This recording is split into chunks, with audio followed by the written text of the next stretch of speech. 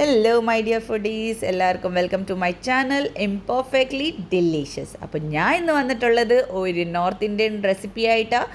അപ്പോൾ ഇന്ന് ഞാൻ ഉണ്ടാക്കാൻ പോകുന്നതെന്ന് വെച്ചാൽ നമ്മുടെ ഒരു കാഷ്യൂനട്ടിൻ്റെ ഒരു റെസിപ്പിയാണ്. ഇത് കൊങ്കൺ സൈഡിൽ ഞങ്ങൾ പറയുന്നത്, ഞങ്ങളുടെ അവിടെയൊക്കെ ഗീർ എന്നാണ് ഇതിന് പറയുന്നത്, അല്ലെങ്കിൽ കാജുവിൻ്റെ ഗ്രേവി എന്നാണ് പറയുന്നത്. അതിന് ഇവിടെ എനിക്കൊരു ഫ്രഷ് കാഷ്യൂനട്ട് കിട്ടിയിട്ടുണ്ട്. അപ്പം ഞാൻ ഇതിനെ ഫ്രീസ് ചെയ്ത് വെച്ചിട്ടുണ്ട്. ഫ്രീസ് ചെയ്താൽ എന്താണെന്ന് വെച്ചാൽ ഇതിൻ്റെ സ്കിന്നൊക്കെ റിമൂവ് ചെയ്യാൻ വളരെ എളുപ്പമാണ്. 1 മണിക്കൂർ നേരം വെള്ളത്തിനകത്ത്, പച്ചവെള്ളത്തിനകത്തോ ചൂടുവെള്ളത്തിനകത്തോ സോക്ക് ചെയ്ത് വെച്ചാലില്ലേ, ഇതിൻ്റെ സ്കിന്ന് നമുക്ക് വളരെ എളുപ്പമായിട്ട് റിമൂവ് ചെയ്യാം. സാധാരണ നമ്മുടെ കേരളത്തിൽ സമ്മർ സീസണൊക്കെ ആയാൽ നമുക്കിത് കിട്ടുന്ന സംഭവമല്ലേ. അപ്പം നിങ്ങളുടെ അവിടെയൊക്കെ നാട്ടിൽ ഇതൊക്കെ ഇങ്ങനെ ഇതിൻ്റെയൊക്കെ ഗ്രേവി ഉണ്ടാക്കാറുണ്ടോ എന്ന് കമൻറ്റ് ചെയ്ത് പറയണേ. അപ്പോൾ ഇത് ഞങ്ങൾ 1 മണിക്കൂർ നേരം ഞാൻ ഇതിനെ സോക്ക് ചെയ്ത് വെച്ചിട്ടുണ്ടായിരുന്നു. അത് കഴിഞ്ഞിട്ട് ഇതിൻ്റെ സ്കിന്ന് റിമൂവ് ചെയ്തിട്ട്, ഇത് അപ്രോക്സിമേറ്റ്ലി ഒരു 1 കപ്പ് കാഷ്യൂനട്ട് ഉണ്ട്.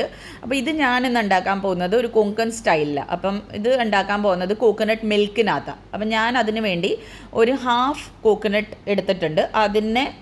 അതിൻ്റെ മിൽക്ക് ഗ്രൈൻഡ് ചെയ്തിട്ട്, അത് 1-ാം പാല് 2-ാം പാലായിട്ടല്ല, ഒരു ഫുള്ള് 1 കപ്പ് വെള്ളം ഒഴിച്ചിട്ട് അതിൻ്റെ പാല് റെഡിയാക്കി വെച്ചിട്ടുണ്ട്. അപ്പം അതിൻ്റെ പാൽ ഒരു സൈഡിൽ റെഡിയാക്കി വെച്ചിട്ടുണ്ട്. അന്നേരത്തേക്ക് നമുക്കതിൻ്റെ മസാല റെഡിയാക്കാം.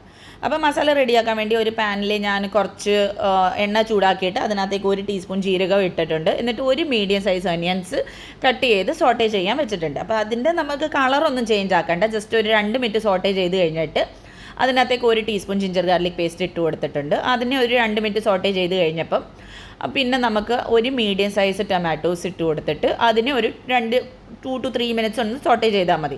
നമുക്ക് ഇതിൻ്റെ ഒന്നിൻ്റെയും കളർ ചേഞ്ച് ആക്കി അതിനെ ഗോൾഡൻ ബ്രൗൺ ഒന്നും ആക്കണ്ട, അല്ലെങ്കിൽ നമുക്ക് നമ്മുടെ ആ ഗ്രേവിയുടെ കളർ ചേഞ്ച് ആവും. എന്നിട്ട് നമുക്ക് ബേസിക് നമ്മുടെ വീട്ടിലുള്ള powdered masala, chilli powder 1 teaspoon, haldi, jeera, എന്താ പറയുന്നത്, നമ്മുടെ മല്ലിപ്പൊടി, മഞ്ഞൾപ്പൊടി, ഈ ബേസിക് മസാലകൾ മാത്രം ഇട്ടിട്ട്, ഈ മസാലകളെല്ലാം ഞാൻ ഡിസ്ക്രിപ്ഷൻ ബോക്സിനകത്ത് ഇടുന്നുണ്ട്. എന്നിട്ട് ഉപ്പ്, ഇതെല്ലാം ഇട്ടിട്ട് മസാലകൾ നല്ലപോലെ ഒരു 5 തൊട്ട് 10 മിനിറ്റ് നല്ലപോലെ സോട്ടേ ചെയ്യണം, അപ്പം ഓയിൽ സെപ്പറേറ്റ് ആവുന്ന വരെ. എന്നിട്ട് അത് കഴിഞ്ഞിട്ട് നമ്മുടെ എന്താ പറയുന്നത്, കാഷ്യൂനട്ട് ഇതിട്ടിട്ട് ഇതിനെ ഇത് ഫ്രഷ് കാജു ആയതുകൊണ്ടില്ലേ, ഇതിന് നല്ലപോലെ സമയം എടുക്കും കുക്കാവാൻ. ഒരു 20 മിനിറ്റ്സ് എടുക്കും നല്ലപോലെ അത് കുക്കാവണമെങ്കിൽ. എന്നിട്ട് ഞാൻ ഇതിനകത്ത് ഒരു മീഡിയം സൈസ് പൊട്ടറ്റോ വലിയ ക്യൂബായിട്ട് കട്ട് ചെയ്ത് ഇടുന്നുണ്ട്. അപ്പോൾ ഇതിട്ടിട്ട് ഇതേ സ്റ്റേജിൽ തന്നെ കോക്കനട്ട് മിൽക്ക് ആഡ് ചെയ്ത് കൊടുക്കുന്നുണ്ട്. എന്നിട്ട് അതിൻ്റെ കൂടെ തന്നെ ഞാനൊരു 1/2 കപ്പ് വെള്ളം കൂടെ ആഡ് ചെയ്യുന്നുണ്ട്. കാരണം ഇത് ഞാൻ റൈസിൻ്റെ കൂടെ കഴിക്കാൻ എടുക്കുന്നത്. അപ്പോൾ ഇതിൻ്റെ കൺസിസ്റ്റൻസി കുറച്ചൊരു ലിക്വിഡി ആയിട്ടാണ് ഞാൻ എടുക്കുന്നത്. നിങ്ങൾ റൊട്ടിയുടെ കൂടെ കഴിക്കുന്നതെങ്കിൽ ആ ഒരു തിക്ക് കൺസിസ്റ്റൻസിയിൽ ആണെങ്കിൽ അത് അധികം വെള്ളം ആഡ് ചെയ്യേണ്ട ആവശ്യമില്ല. അപ്പോൾ അത് കഴിഞ്ഞിട്ട് ഇതിനെ അടച്ച് വെച്ചിട്ട് ഒരു 20 മിനിറ്റ്സ് കുക്ക് ചെയ്യാൻ വെക്കാം. അപ്പോൾ അന്നേരത്തേക്ക് നമ്മുടെ പൊട്ടറ്റോയും ആ കാജു നല്ലപോലെ കുക്കാവും. അപ്പോൾ 20 മിനിറ്റ്സ് കഴിഞ്ഞിട്ട് നമ്മൾ ഇതിൻ്റെ ലിഡ് ഓപ്പൺ ചെയ്ത് നോക്കുന്നുണ്ട്. അപ്പോൾ ഈ സ്റ്റേജിൽ നല്ല കാജു നല്ലപോലെ കുക്കായിട്ടുണ്ട്, നമ്മുടെ പൊട്ടറ്റോ നല്ലപോലെ കുക്കായിട്ടുണ്ട്. അപ്പോൾ ഈ സ്റ്റേജിൽ നമ്മൾ കുറച്ച് കൊറിയൻഡർ ലീവ്സ് ആഡ് ചെയ്ത് കൊടുക്കുന്നുണ്ട്. നല്ല അടിപൊളി ടേസ്റ്റായിരുന്നു, പിന്നെ സൂപ്പർ സ്മെല്ലായിരുന്നു, റൂം മൊത്തം നല്ല അരോമയായിരുന്നു, അടിപൊളി ടേസ്റ്റായിരുന്നു.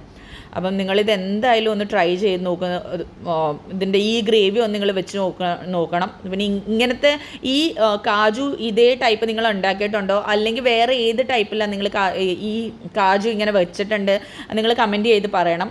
അപ്പം നിങ്ങൾക്ക് എൻ്റെ വീഡിയോസൊക്കെ ഇഷ്ടപ്പെടുന്നുണ്ടെങ്കിൽ ലൈക്ക്, ഫോളോ, കമൻറ്റ്, ഷെയർ, ഫ്രണ്ട്സൊക്കെ ആയിട്ട് ഷെയർ ചെയ്യണം. അപ്പം വീണ്ടും അടുത്ത വീഡിയോ ആയിട്ട് വേറൊരു റെസിപ്പി ആയിട്ട് വീണ്ടും കാണാം. അപ്പോൾ എല്ലാവർക്കും thank you so much, love you.